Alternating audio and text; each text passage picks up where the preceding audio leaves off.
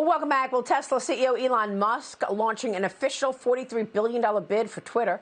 The potential takeover getting a reaction worldwide. The Saudi Prince Al-Walid tweeted this: "I don't believe that the proposed offer by Elon Musk comes close to the intrinsic value of Twitter, given its growth prospects, being one of the largest and long-term shareholders of Twitter. I reject this offer."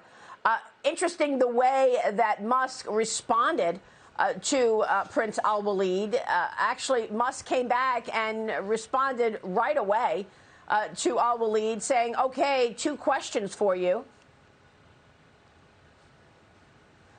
Number one, how much do you actually own? How much of Twitter does the kingdom own directly and indirectly? And number two, what are the kingdom's views on journalistic freedom of speech?" That was just beautiful. And then just before Musk's announcement, President Trump said that he probably would not return to Twitter if Elon Musk reinstated his account, calling Twitter boring as they have gotten rid of a lot of their good voices, said President Trump. This as companies are starting to rival Elon Musk's bid as well. According to the New York Post, private equity giant Thoma Bravo is now working on a possible bid for Twitter as well. That crossed the tape yesterday. So it has been quite a 24 hours, Dagan, in terms of this bid. The liberal left actually had a meltdown with a number of reporters questioning why the richest man in the world would want it and should be able to acquire Twitter. They want their little vehicle for their opinions held tightly, Dagan. To paraphrase what the writer, if you could call him that, Max Boot said, we need more censorship to save democracy. So that's been the reaction that you've seen from the left. Here's what the journalist, the real journalist, Glenn Greenwald wrote.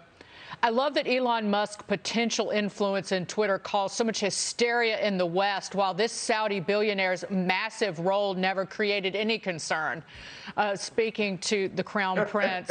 "That's because one says he believes in free speech and one clearly does not. And it is free speech that spurs panic." I would expect more bids to step forward, and certainly all of the large technology companies, whether it's Microsoft or even Google, are having conversations in the background about potentially making a bid for Twitter or discussing whether there would be any antitrust problems with bidding for this company, because again, it's low-hanging fruit. It would be easily fixable. It's lost vast amounts of money in the last couple of years.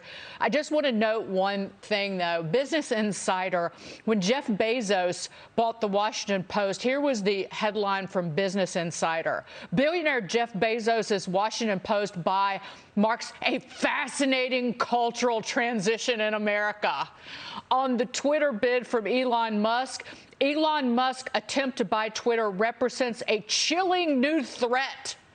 Billionaire trolls taking over social media. So I think the outrage from the left just sends the message that Musk is doing the right thing.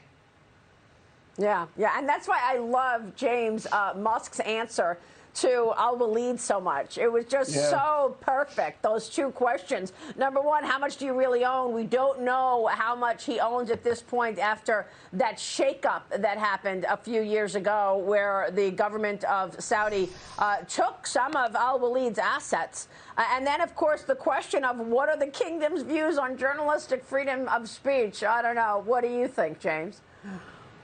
Yeah, I think this reaction Dagan's been describing is proof that we really need an open forum. We really need, it's amazing. People are on the left are attacking him for basically saying, I want to take one of these big social media platforms and actually operate it as it was originally sold to the public.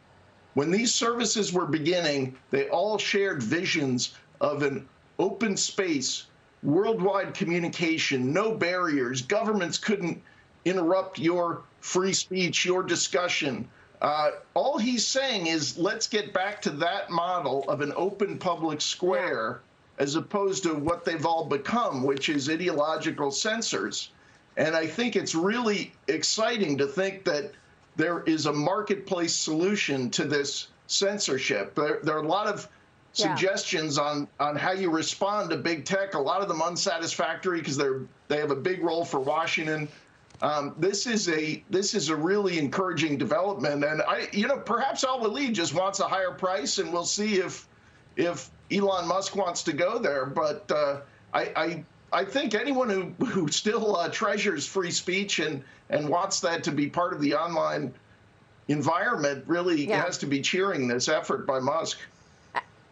And this was the reason that Donald Trump started Truth Social and his Trump Media and Technology Group. We've spoken with Devin Nunes, the CEO, a few times. It was very important that President Trump said he would probably not go back on Twitter, even if allowed, because that definitely helped Truth Social.